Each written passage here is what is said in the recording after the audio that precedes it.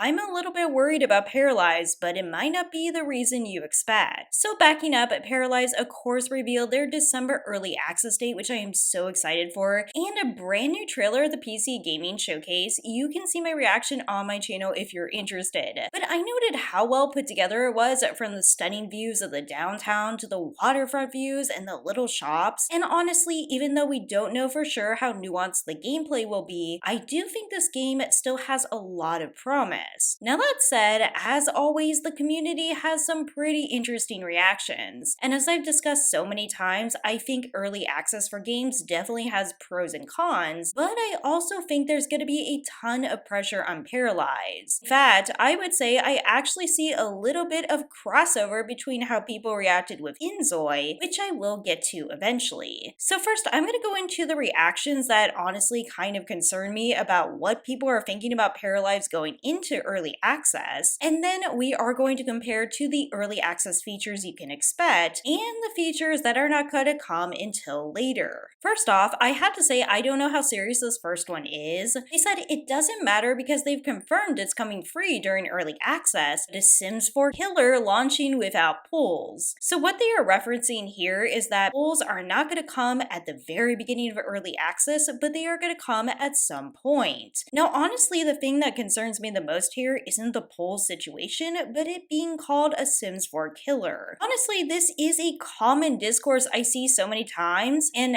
this is something I also argued against when we were talking about inZOI. At the time, a lot of people said I was hating on inZOI for saying I didn't want it to be expressed as a Sims 4 killer. I just personally think this sets up certain expectations. Yeah, Sims 4 has tons of problems. I'm not praising Sims 4 by any means, but I think a game needs to be liked for the game itself and not for being a Sims 4 killer. After all, I do think this could bring some innovation and positive choices and more competition. But for a game to succeed, it needs to be more than just a killer of another game. After all, it needs to bring in its audience based upon its own merits. And speaking on this topic, there are other takes just like this. Early access in it already has more content available than Sims 4 in its base game, which I would say, thank goodness. Get ready, EA, they're going to hit you hard for being exploitative. Now again, I do think Electronic Arts needs to change its practices, and having it better than what Sims 4 base game was, yes, I understand wanting those features. I hope that in the future it is the new norm to expect more. That aside, once again, EA, they're going to hit you hard. I just think it's a strange message. And yes, it is totally true that there might be people that skip out on Sims 4 and play Paralives alone, and honestly,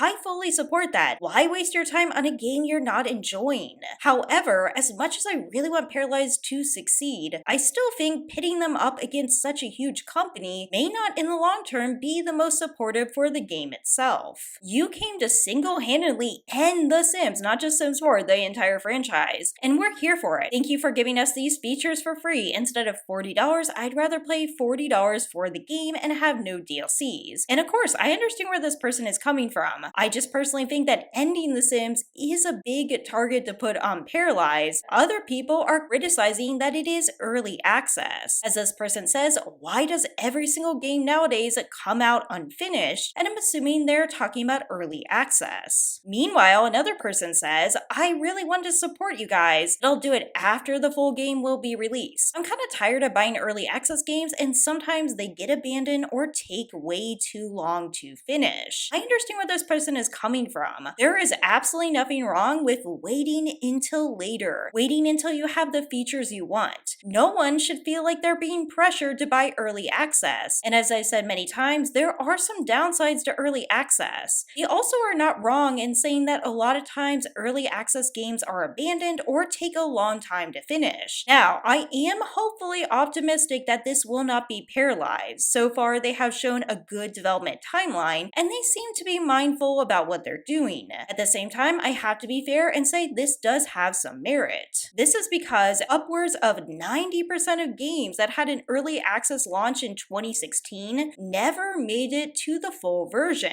Now, luckily, this has improved quite a bit, as you can see, but the abandon rate is still quite high, as you can see in this chart. As this researcher notes, early access is about high risk and slightly higher rewards. Here is the main rule. You should never choose the early access route just just because of money. Don't do early access because your visibility is flat and you hope early access launch will improve marketing. And happily, I actually don't think this is the case for Paralives, have been marketing the game fairly well. So all in all, I don't think they're going in with bad intentions whatsoever, but I don't want to say that these people's fears are completely unfounded. And if you don't like early access games at all, I think that is totally fine. Everybody needs to make their own decisions about what games they play and whether or not they want to support early access. Now that said, it's also important to keep expectations in mind, and what I think the Paralives team is doing so well is they are doing just that. They are telling us exactly what to expect from day one in early access and what to expect for free updates during the early access period. Starting with live/live mode. Don't laugh at me, but I have always called it live mode. So on day one of early access, we get an open world town, which of course we have seen a preview of. We get rabbit hole careers and career progression, personality traits, emotions, needs, wants, and skills, which I would say that's absolutely needed, relationship development, aging, and having children, basic character autonomy, doing things as a group, which is a plus, shops, restaurants, and museums, a cooking system, bills, house fires, and modding tools. Now don't worry, I have been going through dev chat, so I do want to get more information out to you for more details on each of these. However, there are some things that are not coming until later in early access. The things that will come later in early access include weather and seasons. That's right, the first day you are not going to experience weather or seasons. Also later will include a calendar and family tree, dogs, cats, and horses, cars, bikes, boats, and houseboats, so transportation isn't going to be much of a thing right away. Also, story progression for NPCs, and I did give an unpopular opinion about story progression. I explained before why I think it should have been included day one of early access, but I will just have to trust the process and hope that they do this well. There's also gardening and fishing, organizing social events like parties and weddings, tools to edit and create the towns, and of course more personality traits, wants, emotions, and jobs. And now, moving on to build mode. For build mode, on day one of early access, we're going to get a color wheel, flexible wall placement tools, optional grid for wall placement, split level platforms, building multiple floors, moving existing walls,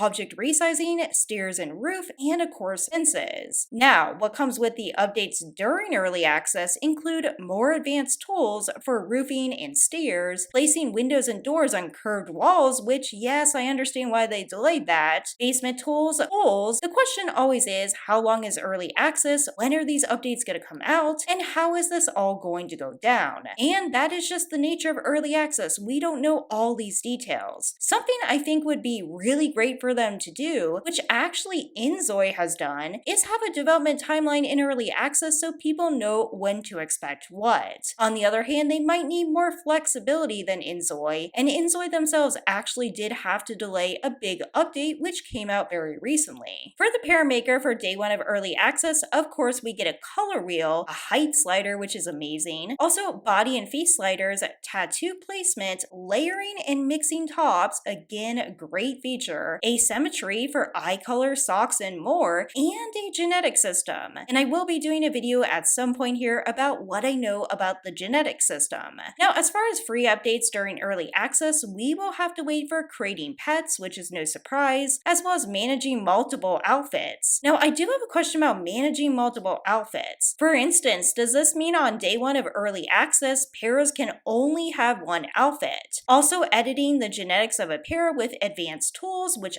I don't totally understand what that means, and of course more clothing items, hairstyles, and accessories. Having a genetic system right away is important. I think having the main core systems as much as possible gives the game the best chance possible, but again, people are using early access in different ways. And actually, bringing this back to inZOI for just a minute, because I think there's lots of parallels in terms of what's going on. Someone also commented, it's over for flop ZOI when this releases. So in other words, we're not only saying that Paralives has to kill Sims, it also has to kill inZOI. inZOI and Paralives, as I've said so many times, have a very different tone, aesthetic, features. There's no reason they can't both exist. Ultimately, if inZOI doesn't succeed or if Paralives doesn't succeed, it would be down to their own development. Please let me know what you think think about this in the comments below. Remember, it's okay to disagree, just please be polite to each other. After all, there are more important things going on in the world. As always, please take care, and I'll see you in the next video.